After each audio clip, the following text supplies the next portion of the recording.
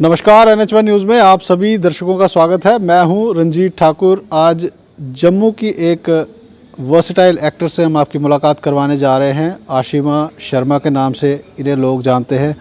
जम्मू कश्मीर में लोग शायद इनको ज़्यादा ना जाने, मगर बाहर जो जम्मू से और जो अलग अलग स्टेट्स हैं, पंजाब की बात करें या चंडीगढ़ की बात करें या बॉलीवुड की बात करें, तो इनका नाम जो है अच्छे वहाँ पर एक्ट्रेसेस में लिया जाता है। आशिमा शर्मा आप हमारे साथ हैं। आशिमा, मुझे बताइए किस तरीके से आपकी जर्नी स्टार्ट हुई थी, कैसे अपने आप को पहले तो आप लोगों को बताएंगे। First of all thank you for having me here on your channel. और मेरी जर्नी स्टार्ट हुई थी as a dancer. But I started, मैंने जम्मू कश्मीर का फोक सीखने का बहुत शौक था, तो वहाँ से अपनी जर्नी स्टार्ट की। और मेरे जो लाइफ के टर्न्स हैं, ट्विस्ट होते गए। एक्ट्रेस बनी, एक एंकर बनी, बहुत सारे खिताब हासिल किए। I am the first and only girl in Jammu Kashmir जैसे 7 टाइटल जो है ब्यूटी पेजेंट्स के वो होल्ड किए। और जो मेरा रिसेंट टाइटल है रूबरू miss India world beauty queen, जो मैं अपने भारत देश को जो है साउथ कोरिया में रिप्रेजेंट करने जा रही हूँ। तो बहुत यंग एज में आप जो फैशन इंडस्ट्री में आ गए और बहुत यंग एज में आपने जम्मू को भी रिप्रेजेंट किया था। आप मिस जम्मू शायद। बिल्कुल जी हाँ, मैं 2010 में मिस जम्मू रही हूँ। उसके बाद मैं मिस नॉर्थ इंडिया रही हूँ, मिस हिमालय रह चुकी हूँ, मिस वर्ल्ड ब्यूटी क्वीन जैसे मैंने अभी बताया, और इसके साथ मिस इंडिया आईवा रह चुकी। बहुत से ऐसे टाइटल्स जो है मैं ऑलरेडी विन कर चुकी हूँ। तो क्या देखते हैं कितना पोटेंशियल है जम्मू कश्मीर में, और ख़ासकर जिस समय आपने शुरू किया था उस समय तो सिचुएशन बिल्कुल अलग थी, लोग अलग नज़रिए से इस इंडस्ट्री को देखते थे, तो कितना चैलेंजिंग था। जैसे सब मोस्टली जम्मू में लोग जानते हैं, नारा मैम का केस जो हुआ था लास्ट, उसके बाद हमारा मिस JNK होना बंद हो गया था। And that after that I am the first girl जिसने ये टाइटल जो है खिताब अपने नाम लिया था। तो बहुत सी सर्कमस्टांसेस हुई थी, बट नाउ इंडस्ट्री जो है वो चेंज हो रही है। यहाँ पे आप फैशन वर्ल्ड देख सकते हैं, ग्लैमर देख सकते हैं, बहुत से ऐसे, मतलब मैं खुद यहाँ पे रहती नहीं हूँ, आई लिव इन चंडीगढ़। तो वहाँ से जब मैं जितनी बार भी वापस अपने शहर आती हूँ तो मैं हमेशा कुछ नया देखती हूँ, जो मुझे बहुत अच्छा लगता है कि हाँ, आज के यूथ को यहाँ पे प्लेटफॉर्म अब मिल रहा है। तो what is the difference between the Jammu Kashmir industry and the outside that? आपको कितना डिफरेंस लगता है और कितना काम करने की ज़रूरत है अभी? There's a lot of things that we need to work on Jammu industry. First of all is the support, जो हमें गवर्नमेंटली सपोर्ट नहीं मिलता।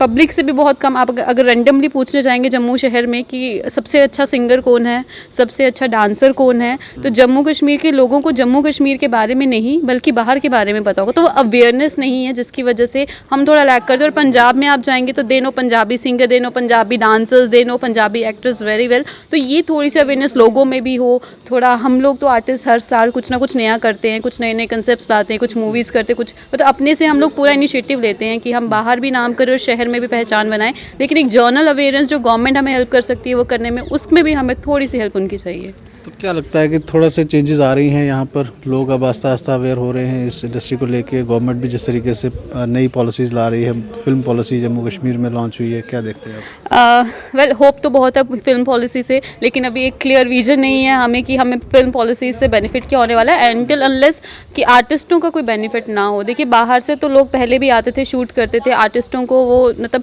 फेस वैल्यू मिलती थी।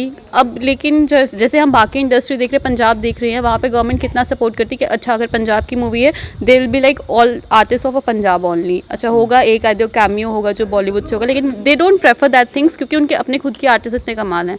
तो हमारे यहाँ पे भी आर्टिस्ट बहुत अच्छे हैं, टैलेंट की कोई कमी नहीं है, but we need clarity of vision कि गवर्नमेंट चाहती क्या है। बाहर से लोग आए, अच्छी बात है, टूरिज्म बढ़ेगा, जो आम जनता है उनकी भी इनकम ऑफ सोर्सेज अच्छी होगी। जैसे हमारा शहर जम्मू कश्मीर जाना चाहता है टूरिस्ट प्लेसेस के लिए ही है, तो उनके लिए भी बहुत अच्छा होगा। लेकिन what is the last thing is artist कहाँ फॉल करेंगे, नॉट ओनली द एक्टर्स जो दिखते हैं फ्रंट कैमरा में, बिहाइंड द कैमराज जो होते हैं, हमारे स्पॉट दादा होते हैं, मेकअप वाले होते हैं, लाइट मैन्स होते हैं, इन सब का क्या होगा। ये क्लैरिटी मिल जाए कि क्या होने वाला है, that will be a very great of us. और ये पॉलिसी हम उम्मीद करेंगे हमारे हित में ही हो। क्या लगता है कि जम्मू कश्मीर में बहुत सीरियसली लिया जाता है इस इंडस्ट्री को, और जो भी लोग इस इंडस्ट्री से जुड़े होते हैं उनको उनका फ्यूचर उनको अपना ज़्यादा ब्राइट भी नहीं लगता है? उनको नहीं लगता है कि कहीं जाकर आगे कहीं ना कहीं उन्हें ऐसा मुकाम मिलेगा जहाँ पर वो पहुँचना चाहेंगे जिस as compare to the other states? ये एक आपने बहुत अच्छी बात की कि जम्मू कश्मीर के आर्टिस्ट से, मैं भी जम्मू कश्मीर से हूँ, बट मैं काम करके बाहर मूव हो चुकी हूँ पंजाब वाली साइड। वहाँ मुझे बहुत सारा काम मिला, बहुत सारा प्यार मिला, लोग मतलब बुलाते। मैं मुझे ऐसा लगता है कि Punjab is like my next home after Jammu Kashmir.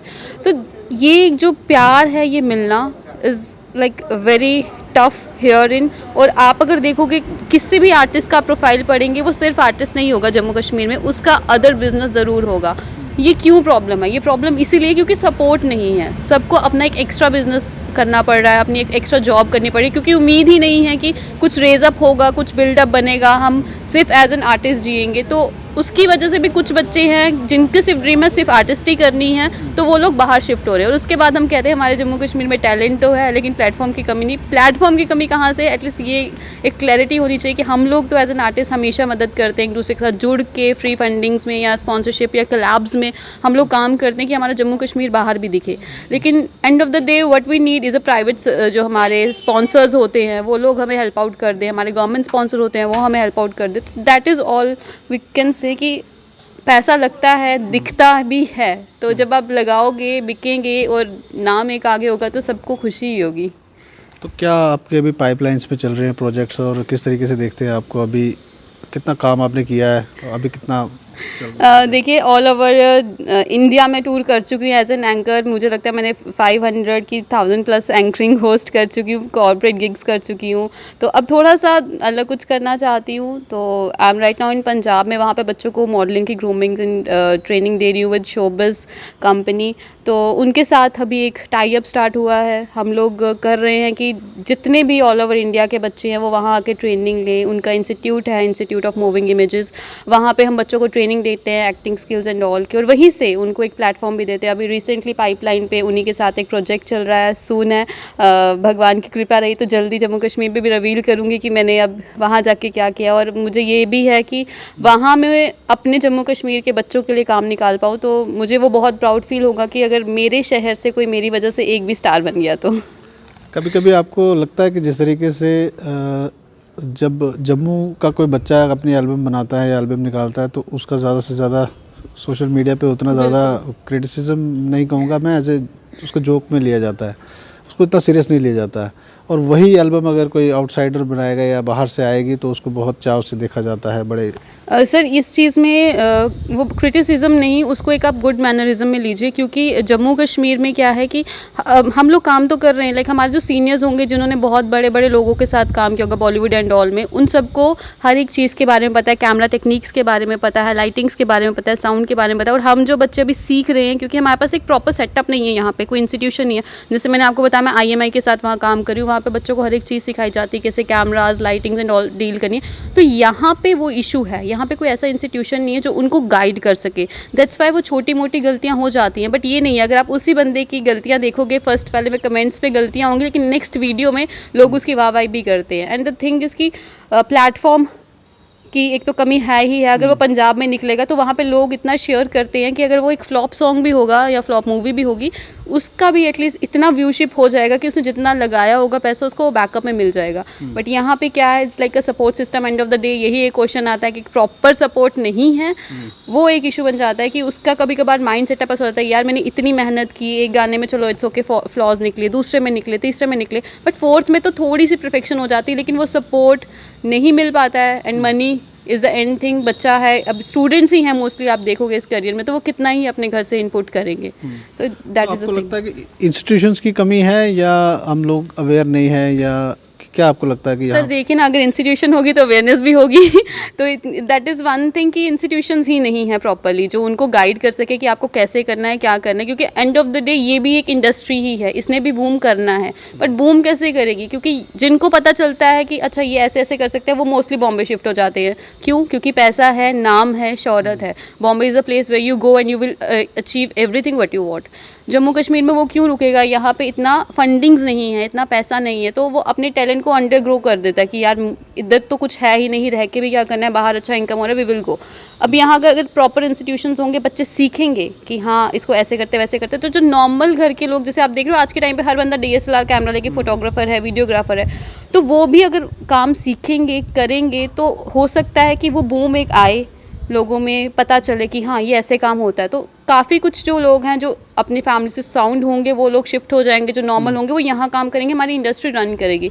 तो that is a fact. Institution तो सबसे पहले है, इंस्टीट्यूशन होगी तो अवेयरनेस भी साथ में ही होगी। My last question to you is that how the young people move towards your side, किस तरीके से लोग जो हैं आपकी इंडस्ट्री की तरफ जाएं, उनको कैसे पता चलेगा कि इस इंडस्ट्री में बहुत काम है, उनको आगे काम मिलेगा, या किस तरीके से उनको मूव करना चाहिए? So if you want to move, make a target कि आपको करना क्या है, बिकॉज ये इंडस्ट्री बहुत बड़ी है. It's not about modelling, it's not about anchoring, not acting. कैमरे के पीछे भी बहुत काम है. When I was learning mass media and journalism, मुझे तब पता चला था कि हम बिहाइंड द कैमराज भी कितना काम करते. तो पहले उसका टारगेट एक क्लियर करो, उसके बारे में पढ़ाई करो, स्टडी, क्योंकि एंड ऑफ द डे आपकी पढ़ाई आपकी लाइफ में बहुत काम आएगी. टेक्निकली चीज़ें आपको पढ़ने से और करने से ही आएंगी. वो सब सीखिए, उसके बाद ऑन फ्लोर आइए. बहुत से सोर्सेज हैं, उनको ट्राई कीजिए. अगर आप बॉम्बे जाना चाहते हैं, बॉम्बे के भी बहुत इजी से लिंक्स हैं, आप उनको सिर्फ मेल ही कर दीजिए. आप वहाँ जाके ऑडिशंस ना दीजिए. अपने बारे में वीडियोस, छोटी छोटी क्लिप्स बना के उनको इंस्टाग्राम पे, आजकल तो इतनी सोशल मीडिया साइट्स हैं, इंस्टाग्राम, ट्विटर, आप फेसबुक, कहीं पे भी उनको टैग कर दीजिए. They will see you. अगर आपकी रिक्वायरमेंट होगी, वो आपको वहाँ से खुद कॉल करेंगे. ये मत सोचिए कि आप वहाँ जाएंगे, 5-10 साल रहेंगे, स्ट्रगल करेंगे. दैट टाइम तक, जब तक 10 साल आप सोचे स्ट्रगल करने के लिए, तब तक आप जम्मू इंडस्ट्री के लिए कुछ कीजिए. क्या पता आपको वहीं से कॉल आए, सर आपका काम देखा, प्लीज़ यहाँ आइए. So make this way your line. इसी से साथ में क्या कि आप अपनी इंडस्ट्री को भी कुछ दे रहे हैं और आप अपने लिए भी कुछ कर रहे हैं. Thank you so much. Thank you so much sir. तो ये थे आशिमा हमारे साथ. ये जम्मू की ही अपनी यहाँ की हमारी बच्ची है और इन्होंने बाहर जाकर बहुत काम किया है और इस समय जम्मू में आकर दोबारा से ये शूट कर रही हैं. दोबारा से किसी मूवी में इस समय बिज़ी थी और हमने इनसे टाइम लिया और इनका कहना है कि जम्मू में बहुत ज़्यादा पोटेंशियल है. सिर्फ सरकार को चाहिए थोड़ा सा इस पे तवज्जो दें और यहाँ के यूथ को भी चाहिए कि कोशिश जो है वो लगातार करते रहें, हार ना माने, क्योंकि आने वाले दिनों में ज़रूर इस इंडस्ट्री को बूम मिलने वाला है. आप जुड़े रहें NH1 न्यूज़ के साथ.